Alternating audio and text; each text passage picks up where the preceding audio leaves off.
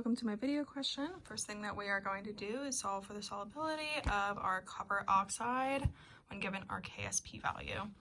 So first thing I did was write out the equation just to see exactly what was going on here. So we have two coppers. I'm gonna make sure that we have two coppers over here, one oxygen over here, one oxygen over here. Just make sure your equation is balanced. And then we'll write out our ice diagram. This is because solubility is going to be equal to our x in our solubility expression. So we're going to have to solve for that. So for our ice diagram, what goes in that is just going to be our products. This is only because our reactant is a solid, so that is not going to affect our solubility expression. So we're going to start with 0 of each of our products because we're just starting with our solid. And then once that dissociates, we'll be adding 2 coppers, so 2x, and then 1 oxygen, it's just going to be 1x.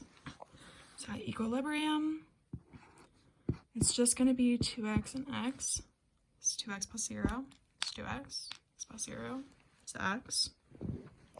Now we can write out our solubility expression.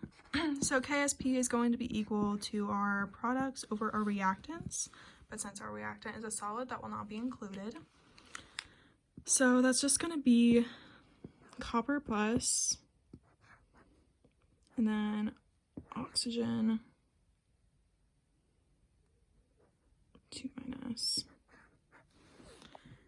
And then we have to make sure that we are raising our products to the coefficient. So since this is 2, we have to make sure that we are squaring that.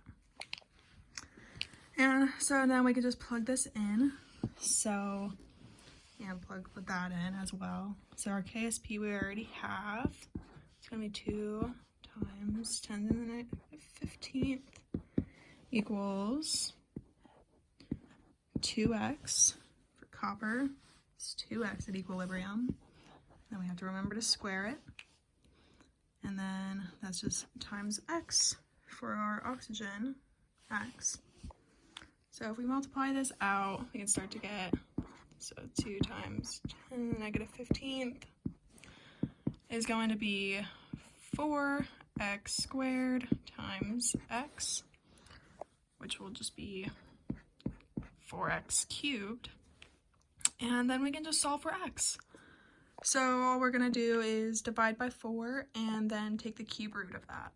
Okay, and then after we solve for that, we end up getting this as our x value, and this is equal to our solubility because this is how much is being made. Okay, so the next thing that we're going to do is find our equilibrium concentrations of copper and oxygen in a 0.122 molar copper nitride solution. So first thing I did again was write out the equation just to see exactly what we're dealing with. So since we have 3 coppers, do 3 of these again, 1 nitrogen, balanced equation. So I'm going to write out our ice diagram again. This time it's going to be a little bit different just because we have a common ion, so we're no longer starting with 0, at least for copper. We're going to be starting with well, since we have 3 coppers, and this is our molar, so this is dissociating into this, we're going to multiply this number by this number since we have 3. So that's actually going to give us 0.0366 molar. And we're still starting with 0 molar for our oxygen. And then everything else is going to be basically the same. So we're still just adding our 2x, and then we're just adding x. So we're still just producing, because that's still this equation is what we're solving for. So we're still just making 2 coppers and making 1 oxygen. And now, since it's not just 0, we have to actually write out our equilibrium part. This is still just going to be x. X plus 0 is x. But we have this. So there are a couple of different ways that we could do this. We could either try to multiply this all out and solve it. But since our KSP value is 10 to the negative 15th, that's going to mean that our x value is going to be super, super small. So we can actually just kind of count that out there. So what we're really just going to be left with is, well, let's just write out the whole. So our KSP again is 2.0 times the negative 15th. And then this is going to be still equal to how we did in the past. We had our copper here. We have to remember to bring that. We have to remember to square that. It's still the same. And this is still just 1, because it's still just 1 here. But since there are 2, we have to remember to square it. So this number is actually going to be squared. So we have that. And then that's going to be squared. And then we still have to remember to multiply it by x. Okay, and then when we solve this, this is what we end up getting for our x value. So this is going to be our concentration of our oxygen. Just put a little oxygen here.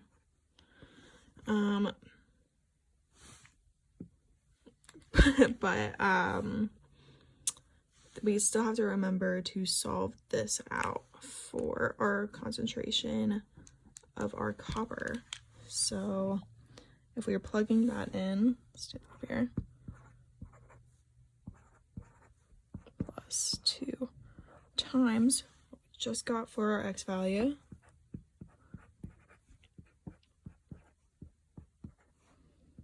And then that should give us our concentration at equilibrium of our copper value. So let's figure that out. Okay, so since this value is going to be super, super tiny, it's going to be 2.99 times 10 to the negative 12th. It's basically just going to be this number. This is going to be pretty insignificant, because what that would be like we're in out as going to be like, you know, like 10 more zeros and then 299. So we could basically just say for this would be our concentration of that. So just to write that a little prettier for our Cu, it's going to be 0.366 for O2 minus. That's going to be our just our x value. And that's it.